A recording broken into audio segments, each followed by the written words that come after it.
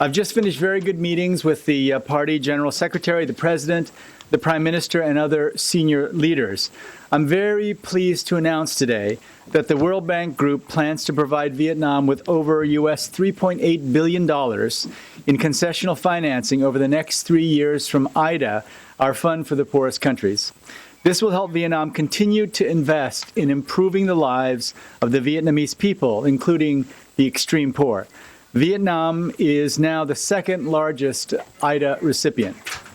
I'm also pleased to announce that we have agreed to conduct a joint study with the government of Vietnam to look at the steps the country needs to take to become a modern, industrialized country in a single generation.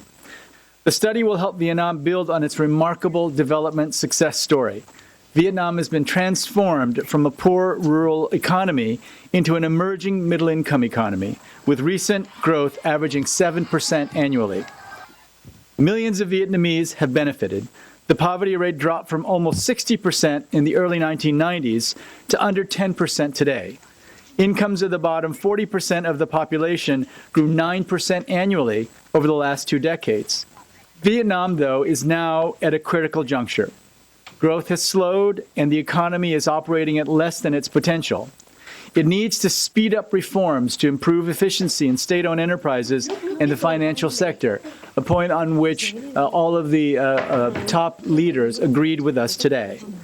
That includes supporting green development and reforming the private sector to boost job creation, innovation, and high productivity growth. Thank you very much, and now I'll take your questions.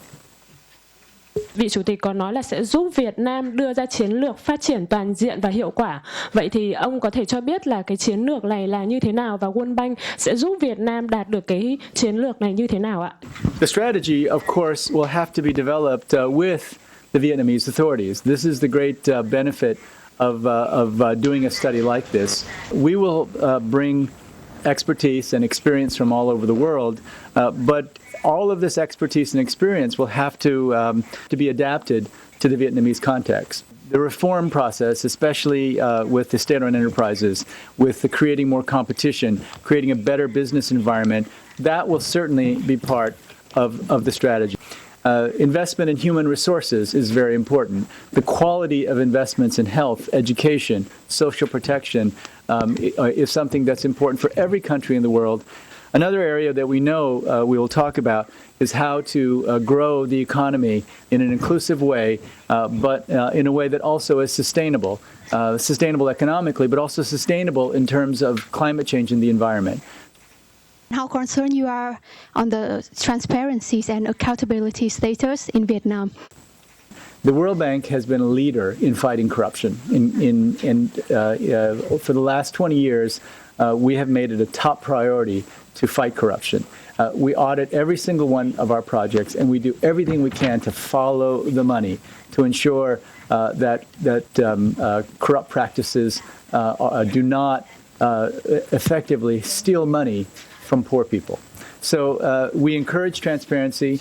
It's very important for us to fight corruption. We give the same message to every country about the issue of transparency.